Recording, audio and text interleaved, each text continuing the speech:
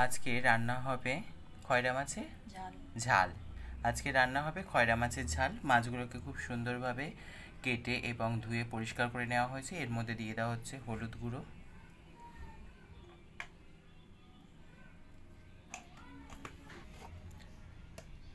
নুন,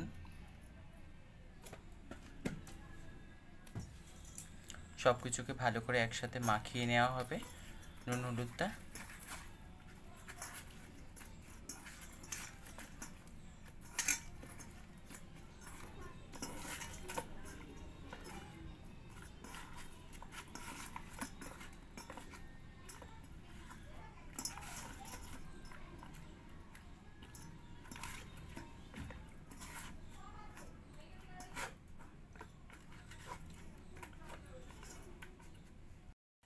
আজকে রান্না হচ্ছে খয়রা মাছের ঝাল। একটু আগে মাছটা দেখিয়েছি এবং নুন হলুদ মাখানোটা দেখানো হয়েছে। তার সঙ্গে এই যে কচুটা কেটে নেওয়া হয়েছে, কচু এবং আলু সমান একইভাবে কেটে নেওয়া হয়েছে, একই মাপে একই রকমভাবে কেটে নেওয়া হয়েছে সরু সরু করে।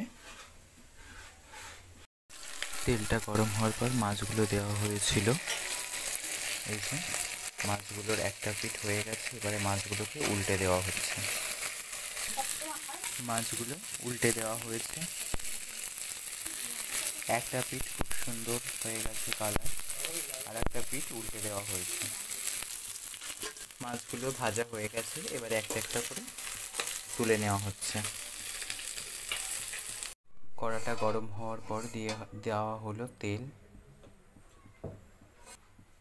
তেলটা গরম হয়ে গেছে, দিয়ে দেওয়া হলো ওর মধ্যে পেঁয়াজ কুচি,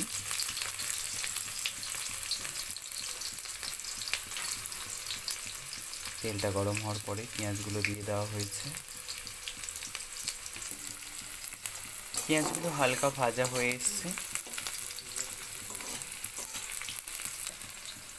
এবার দিয়ে দিচ্ছি সবজিটা, কেটে রাখা আলু এবং কচু। কেটে রাখা আলু এবং কচুটা হালকা ভাজা পেঁয়াজের মধ্যে দিয়ে দেওয়া হলো। এবার চলে যাচ্ছে হলুদ গুঁড়ো,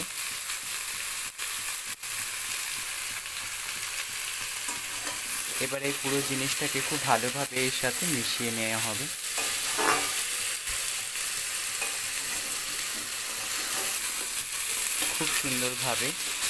খুব সুন্দর করে এইভাবে নাড়িয়ে চাড়িয়ে পুরো সবজিটাকে ভাজা করে নেওয়া হবে।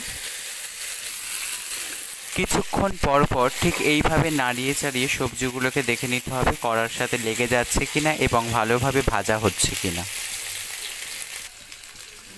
এবার এর মধ্যে চলে যাচ্ছে কাঁচা লঙ্কা,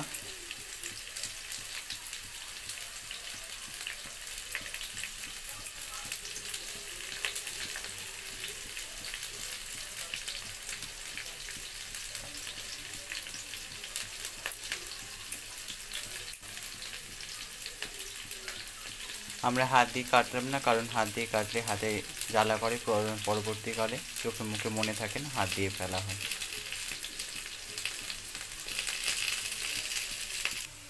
এর মধ্যে চলে গেল কেটে রাখা টমেটো,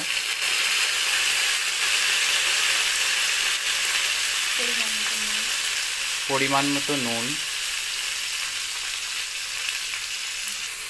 তখন সবজিটার একটা কালার হওয়ার জন্য অল্প পরিমাণ হলুদ দেওয়া হয়েছে, এবারে বাকি হলুদটা দিয়ে দেওয়া হলো।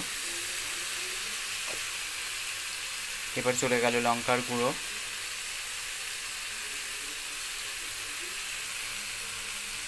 এবার চলে গেল জিরের গুঁড়ো। আপনারাও আপনাদের মতন করে সব কিছু পরিমাণ মতোই দেবেন। আমাদের যতটা সবজি ঠিক যতটা তরকারি হবে সেই মাপ মতন আমরা বুঝে মশলাগুলো ব্যবহার করেছি। এবার আস্তে আস্তে সমস্ত সবজিগুলোকে মশলার সাথে ভালো করে কষিয়ে নিতে হবে একটুখানি, যাতে কাঁচা মশলার কোনো গন্ধ না হয়। খুব সুন্দর এই যেভাবে কষানো হচ্ছে, এইভাবেই ঠিক খুব ভালো করে পুরো মশলাটাকে সবজির সাথে কষিয়ে নিতে হবে। টমেটোটা কি সুন্দর প্রায় গলে গলে গেছে একেবারে কষাতে কষাতে।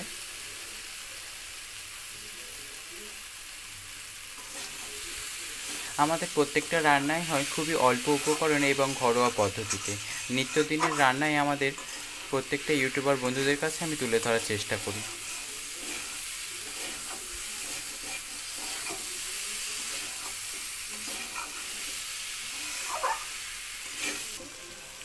এবার চলে যাচ্ছে তরকারিটার মধ্যে, কষানো হয়ে গেছে, এবারে চলে যাবে জল। জল দিয়ে দেওয়া হলো মশলাটা কষানোর পর।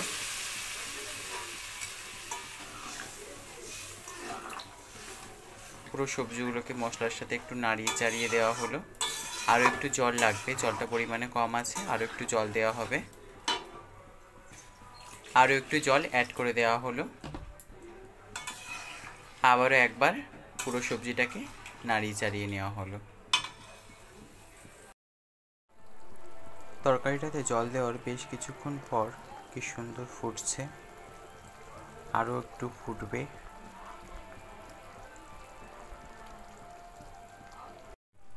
এবার তরকারিটা ফুটে অনেকটা কমে গেছে, এর মধ্যে দিয়ে দেওয়া হলো মাছটা, যাতে মাছের মধ্যে তরকারির মশলাগুলোর রসটা ভালোভাবে ঢুকে যায়। আর একটু ফুটবে, ফোটার পর এটাকে নামিয়ে নেওয়া হবে। তরকারিটা এভাবে একটু নাড়িচাড়ি দেখে নেওয়া হচ্ছে, পুরো সব কিছু সিদ্ধ হয়ে গেছে। তরকারিটা হয়ে গেছে, এবারে আমাদের নামিয়ে নেওয়া হবে। তরকারিটা আমাদের হয়ে গেছে, এর ওপর থেকে অল্প ভাজা মশলা এবং ধনেপাতা ছড়িয়ে পরিবেশন করতে পারেন যে কোনো কিছুর সাথে।